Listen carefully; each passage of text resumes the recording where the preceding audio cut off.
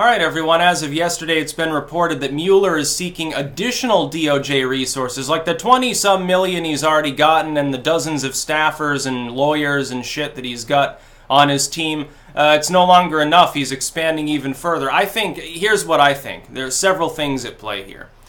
The first thing is that Mueller is desperate to uncover something significant because after wasting $20+ million in a year of time and locking down elements of the government with a fake scandal, it's pretty imperative that you need to find something, because here's the thing.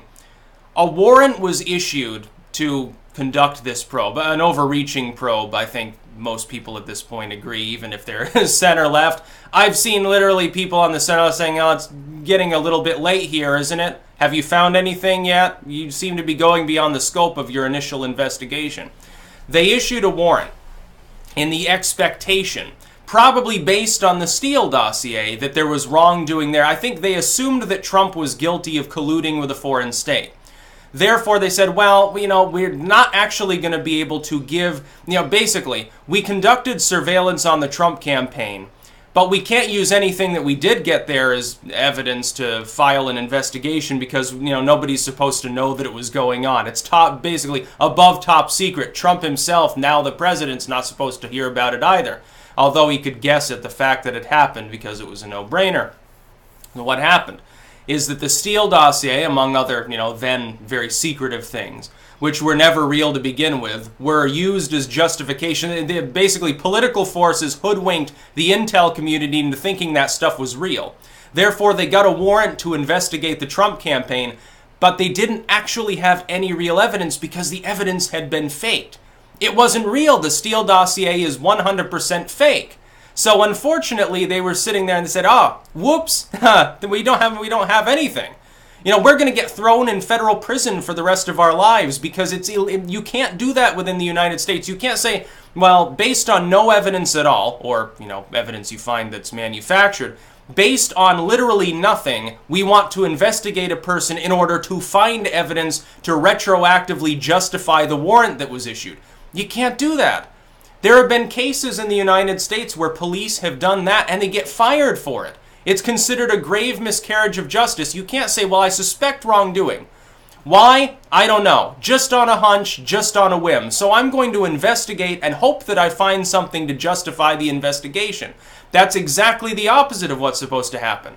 You're supposed to have some sort of reasonable suspicion, then you present that to a judge, gain a warrant, conduct your investigation, and hopefully you catch a criminal and that you're not wasting your time. That's not what happened, it seems, with the Mueller probe. It was prefaced on either nothing, and it was just a whim, and now they've found out that there's no dirt there, so they're expanding their investigation to find other stuff that's loosely associated with Trump in order to justify an investigation that has been botched, overinflated, and was prefaced on bullshit. Or it was prefaced on information that was later proven to be false, but they believed it because they're inept. Those are the two possibilities. They either believed, like the Steele dossier stuff, they were tricked and now they're left holding this fucking ticking time bomb, which is having to tell the American people, whoops, we really screwed up on this one. We actually believed that this research document from the Jeb campaign that the Clintons then bought and then fronted to some biased FBI agents, we actually believed it was real. Whoops, yeah, some heads are gonna roll within the intel community. Trump was right, we're stupid. Either that, or it's literally a hatchet job. It literally would be a witch hunt. Now, it doesn't really matter which one of these is true. I think most of Trump's fans assume Mueller is being malevolent. I'm leaning towards, at this point, the very real possibility that the probe itself was prefaced on information that at the time they thought was real, and now that they realize that it's not, they're trying to justify the scope of their investigation, saying, why do you think it was made so broad? Because by that point, by the time a probe was being called for, they realized that it wasn't real, but they didn't want to own up to that. They didn't want to have to come before Congress and say, guys, we actually don't need to probe Trump. This is actually all complete bullshit. It's a lie from the DNC based on a document that was paid for by Jeb Bush originally, and it reeks to high hell because it was just one dude bouncing Wikipedia bullshit back and forth between himself and reporters in order to build a false consensus of reality that was never real to begin with to justify the 6 figures he was making. That appears to be what may have happened. So now it's become the Manafort probe. They are trying to reach out well beyond anything that has to do with Trump or Russia, trust me. At this point, they're focusing on Manafort. I think someone said that Flynn has pled guilty multiple times, and yet they've delayed actually doing anything about him. And they thought that was mysterious. I can't vouch for whether that's true, because I haven't kept up with the Flynn stuff as much as the Manafort side of it. If that is true, yeah, it'd be a pretty good indicator something fishy's going on. And I don't even think it's necessarily at this point malevolent. Some people are like, well, the probe is meant to go on forever to stop Trump from doing anything meaningful, to decline his approval and get rid of him. Maybe, but the other side of it is possibly Mueller simply wants more time and more leeway because he's desperate. He and Rosenstein and all these others, they're focused on other actual criminal activity, but they're trying to get a big enough scandal, a big enough piece of dirt that doesn't have anything to do with Trump, but they're trying to justify their investigation in hopes that it will pacify Congress and the American people when they come out and say the initial investigation turned up nothing with regards to Trump's direct inner circle and Russia. Then we have, associated with this, Roger Stone, remember? The judge threw out the suit against Roger Stone on a technicality because the plaintiffs didn't have the right to sue him. They didn't have the actual jurisdiction to do so. So Roger Stone comes out smelling like a rose, but the thing is, Roger Stone broke no laws. No, in no way can you possibly justify thinking that a private citizen who is at most just a friend of an unofficial advisor to a campaign can't talk to a foreigner about political things. It's totally legal to do that. Because no dirt was actually given, so no law was broken. Even if he had been given it, he's a private citizen. It's like I can say, I could talk to somebody overseas. They're like, hey, you know, I've got dirt on Jeb Bush. I know about his sexual proclivities. I can talk to them about that. I can solicit that information. I am a private citizen and have that right. If I tried to sell it to an actual political campaign, I might be breaking some campaign laws. But I myself, yeah, I can possess that info. It's not illegal. Even if it's the result of technical criminal activity, like they're a hacker or something, it's still technically legal. It's like with WikiLeaks when CNN came out and said, well, it's illegal to read these documents. No, once they've been leaked, they become public domain. They're no longer, how can you call them classified? They're publicly available. There's nothing you can do about them. It might be illegal to hack into the documents. It might be illegal to compromise the government server, but once those documents are in some, you know, random Eastern European hacker's hands and they send it to WikiLeaks, it's like it's out of the hands of the U.S. government. They can't do anything about it. What I would say is this. The Mueller probe is fairly clearly not going to turn up anything significant on Trump. At the very most, what you found is that one of his campaign managers, who early on was let go of, which is also funny, Manafort was involved with a massive worldwide money laundering ring that involves nonpartisan action between multiple nations and actors and traverses multiple borders, to the tune of probably hundreds of millions, maybe more. That is significant. That's a huge criminal web, and you know, especially if you can recover those funds, then you could pay for the Mueller probe, I guess, or at least almost.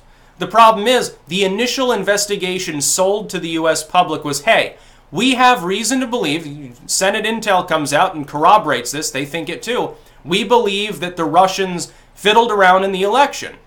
But the way in which it was sold to the American people ultimately was, we think Trump or someone close to him was directly involved with that tampering.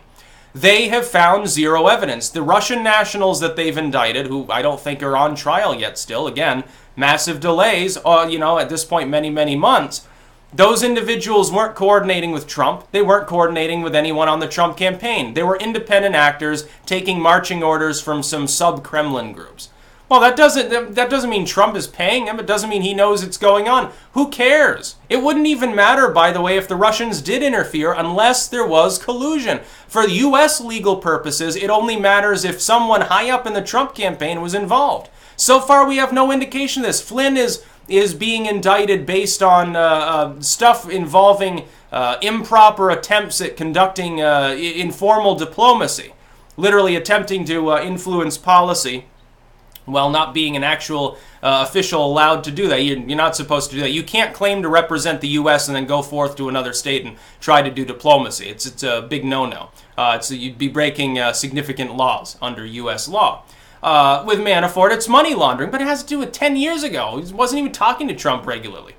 They probably knew each other, you know, because these people rub elbows, but then again, he was working with the Podesta group at the time. The Podestas, that's a Democratic name. That's a household name of the Clinton campaign. That has nothing to do with the Republican Party. It has nothing to do with Russia either. It's money laundering on behalf of a group that happens to be pro-Russia in Ukraine, but that doesn't directly involve any form of actual attempt like Russian world domination. He's a money launderer. He's just the monetary side. He doesn't give a fuck. He would have laundered money, I'm sure, for anti-Russian groups too, if he could make a buck. And he's a good businessman, just a shady one that does things that are illegal. He launders money through Cyprus, the Caymans, or something. Basically, he's Mitt Romney. No. Donald Trump is not going to get indicted by the Mueller probe. The Mueller probe at this point is seeking to self-justify what should never have been probed in the first place. That's what I take as a reading of it. Is it not a sign of desperation that they would need more staff? Why? Why would you need to expand its scope? Because they found dirt, it's just it doesn't involve Trump. It involves Manafort. They probably have found multiple criminal connections involving Manafort. He's probably got other associates. Dude, there could be people in Congress that get swept up by this. Democrat, Republican, Bernie Sanders, the Independent. Who knows? Maybe Obama was involved. Maybe Malia Obama was helping Manafort launder money, in Cyprus or something. Who knows? It's impossible to tell. But that's really where the investigation's gone. It's the Manafort investigation at this point. It's not an investigation into its original goal, which was Russian collusion explicitly with the Trump campaign. And it didn't happen. That's about all. Peace out.